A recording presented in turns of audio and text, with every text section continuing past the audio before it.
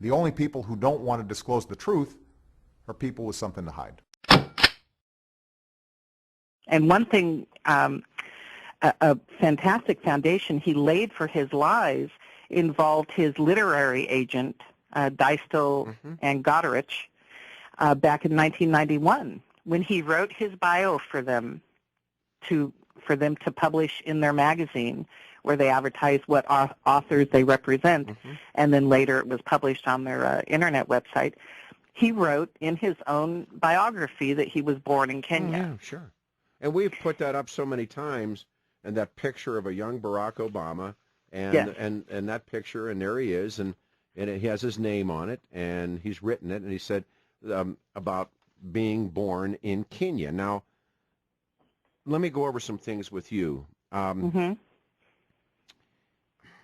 Born in Kenya, and again, I don't believe he was born in Kenya, but I think he's adaptive. He's chameleon-esque, as you say, almost sociopathic in how he can change the story. But right. The Obama bio said born in Kenya for, what, at least 16 years. Is that Yes. fair? All right. Yes, 1991 until April 2007. So now the Obama, I guess, anti-birthers say that was just an error that was there for 16 years, and they handed it out to so many people so many different times, including his own publisher, but now it's an error. After 16 years, they scream at me, "You're a racist, that was an error." Right. Actually, it was Miriam Goderich. That's right. She said, she told someone, it was printed at Snopes, that she was responsible for that error Right. in his bio in 1991. She's now, at the time, she was an assistant, and now she's a partner. Now she's a partner in the firm. Yeah, partner in the firm. And she called it a brouhaha. Yeah. She goes, you're undoubtedly aware of the brouhaha stirred up by Breitbart about the erroneous statement in a client list published in 1991. And now she has this caveat, which was for circulation within the publishing industry only. Yeah. Like, because this bio was for other professionals whose primary job is to get things right in writing, that somehow that means that it can be wrong because it was for other professionals. Agreed.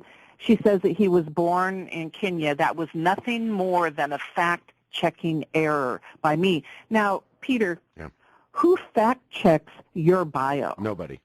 Nobody. I just got done writing, and I'm kind of proud I get to write this national piece. And they, at the end, then when you talk to your editors, they say, give us a 50-word bio. Yes. And I could have said, I'm the man on the moon. I mean, I don't know what I could have said, but I said, I've been doing this job, yada, yada, yada, end of story. So when you do that, overwhelmingly, everybody we've talked to said, now she would have not, when you think about this woman who is falling on her spear, falling on her sword, of all the places in the world, to him to have said by mistake, born in Kenya, why Kenya? Well, she's not even saying that he said it by mistake. I know. She's saying that she put it in there by mistake. Of all the countries in the world. Yes. Why would any editor make up a country? Have to fabricate a birthplace? Yeah, make and up a why country. would she pick Kenya? Exactly. And, you don't do that. They provide their life story to you. Now, if there's a grammatical error, if there's a spelling error, which, of course, with Obama there would have been, then, yes, you correct those. Sure. But you don't correct his life story because that's what he has to tell you. Exactly. And you simply, repeat what it is. Now, and when you say falling on her sword, to me that's a noble thing.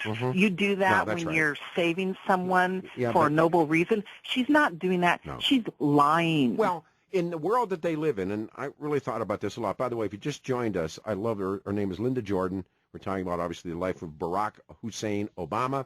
And tell a friend about it right now. 710 KNUS is our website, or excuse me, is our dial position. Give them a shot. All right.